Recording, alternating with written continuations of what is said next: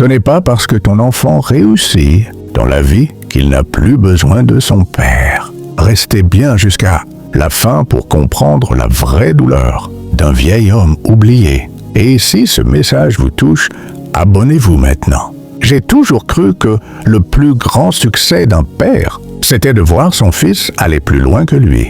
Et mon fils, oh oui, il est allé bien plus loin que moi.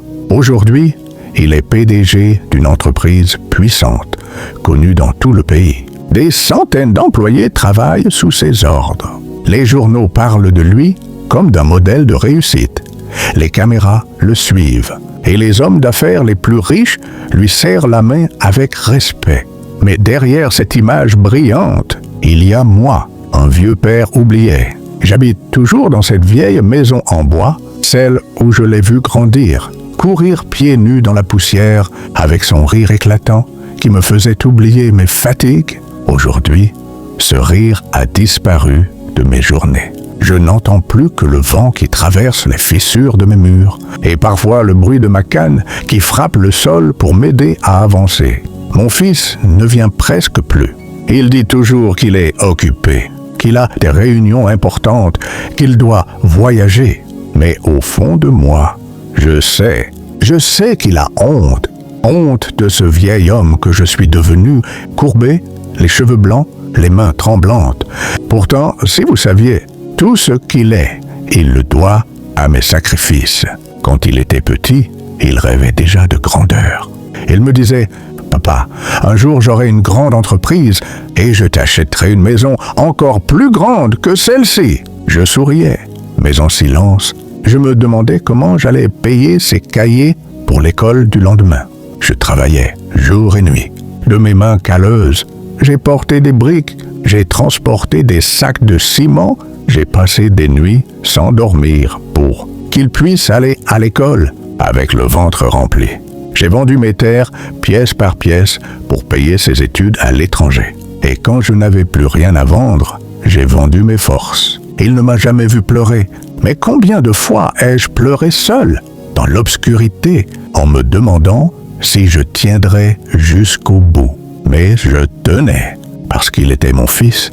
Aujourd'hui, je regarde la télévision et je le vois, mon fils, entouré de gens bien habillés, conduisant de grandes voitures, mangeant dans des restaurants de luxe où le prix d'un plat suffirait à me nourrir pendant 1 mois. Et moi, je mange du riz sec, parfois avec un peu de sauce, quand un voisin généreux pense à moi. Vous savez ce qui fait le plus mal? Ce n'est pas la pauvreté, ce n'est pas la solitude. Ce qui fait le plus mal, c'est l'indifférence. Mon fils, ce garçon pour qui j'ai donné ma vie, a aujourd'hui tout ce qu'un homme peut désirer. Mais il refuse de se souvenir d'où il vient. Il refuse de se souvenir de moi. Jour pourtant, il est venu. Oui, il a franchi la porte de cette maison après de longs mois d'absence. J'étais assis sur ma chaise, fatigué, les yeux un peu perdus dans mes souvenirs. Quand je l'ai vu, mon cœur a bondi. « Mon fils, tu es là ?» Je voulais me lever, mais mes jambes ne répondaient plus comme avant. Alors, je suis resté assis avec un sourire idiot, comme un enfant qui retrouve son jouet perdu. Il s'est approché, mais pas pour me serrer dans ses bras. Non, il est venu avec un dossier à la main. « Papa, j'ai besoin que tu signes un papier. C'est pour une affaire. Rien d'important pour toi. Juste une formalité. » Mon sourire s'est brisé. Alors c'était ça. La seule raison de sa visite, ce n'était pas moi. Ce n'était pas mon bien-être, ma santé, ma solitude. Non, c'était un simple papier. J'ai pris la feuille dans mes mains tremblantes. Je l'ai regardé, puis je l'ai regardé lui. Et j'ai dit doucement, « Mon fils, je signerai ce que tu veux. Mais dis-moi, est-ce que tu te souviens de la dernière fois que tu m'as demandé comment j'allais? Est-ce que tu sais seulement si j'ai mangé aujourd'hui ?» Il m'a évité du regard. Il a pris le papier, l'a posé devant moi et il a murmuré « Papa, s'il te plaît, ne complique pas les choses. » Mon cœur s'est serré. J'ai signé, parce que même blessé, je ne pouvais pas lui refuser. Quand il est parti, la maison est redevenue silencieuse. Je me suis senti comme un meuble ancien qu'on utilise seulement quand on en a besoin. Je me suis assis longtemps, très longtemps, les yeux dans le vide. Et j'ai compris quelque chose. Ce n'est pas toujours la pauvreté qui tue un vieillard. Ce n'est pas la maladie non plus. C'est l'oubli. Oh, on peut tout posséder dans ce monde, mais sans respect pour ses parents, tout perd son sens. Restez jusqu'à la fin. Cette histoire vous donnera une leçon de vie que vous n'oublierez jamais. Et si c'est votre première fois ici, abonnez-vous maintenant. Les jours ont continué à passer lourds et silencieux. Chaque matin, je me réveillais en espérant, juste une fois, entendre sa voix au téléphone. Mais le téléphone ne sonnait jamais. Les rares bruits qui traversaient ma maison étaient ceux du vent et des pas pressés des passants qui ne s'arrêtaient jamais. Mon fils, lui, brillait toujours à la télévision. Je le voyais distribuer des sourires, serrer des mains, faire des discours remplis de belles paroles. Mais dans ces belles paroles, il n'y avait jamais une place pour moi. Jamais un mot pour le vieil homme qui lui avait donné sa jeunesse, sa sueur, ses forces. Et pourtant, un père pardonne toujours. Je continuais de l'aimer, de prier pour lui, même s'il m'avait mis de côté. Un soir d'orage, alors que je tentais de fermer la vieille fenêtre qui laissait entrer l'eau, un souvenir m'a frappé de plein fouet. C'était une nuit semblable, des années plus tôt.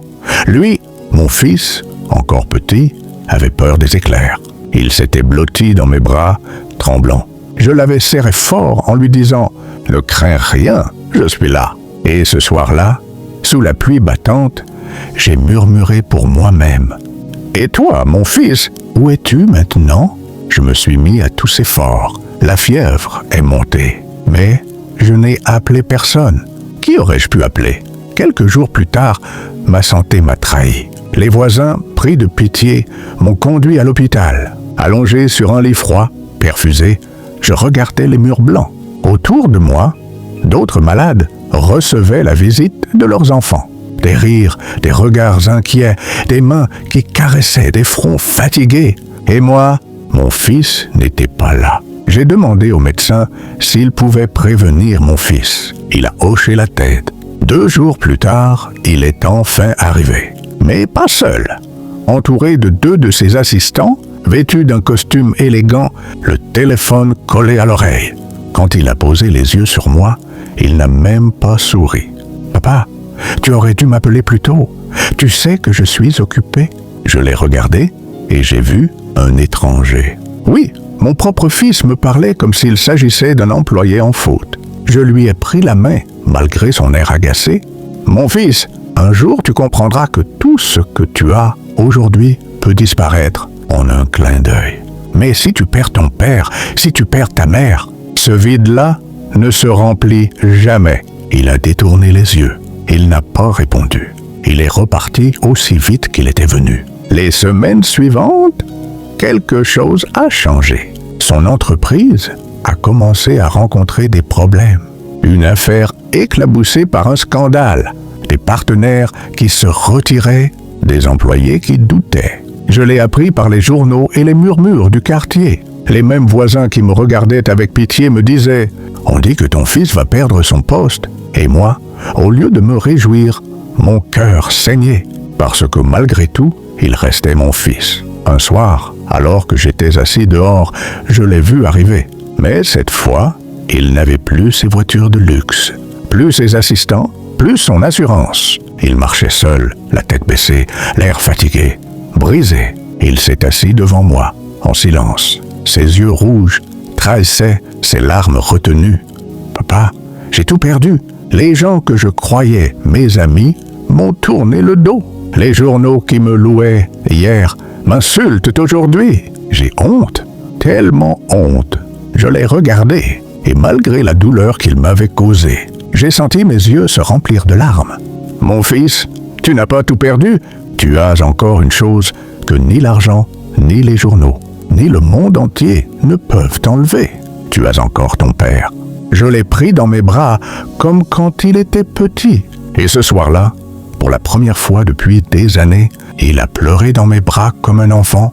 Dès ce jour, il a changé. Il a commencé à venir chaque semaine, parfois chaque jour. Il m'apportait de quoi manger, mais surtout, il apportait sa présence. Il me parlait il m'écoutait, il riait à nouveau avec moi. Et peu à peu, sa vie a repris des couleurs. Il a lancé une nouvelle entreprise, plus humble, mais plus solide. Et surtout, il n'était plus seul.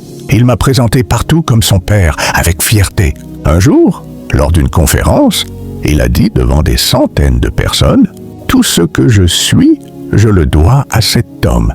Il m'a donné sa vie pour que je sois ici. Si vous avez encore vos parents, ne les négligez jamais. » Ce jour-là, j'ai compris que mes souffrances n'avaient pas été vaines. Aujourd'hui, je sais que je ne vivrai plus longtemps, mais je pars avec un cœur apaisé, parce qu'enfin, mon fils a compris que la richesse d'un homme ne se mesure pas à ses comptes en banque, mais à l'amour qu'il donne et reçoit.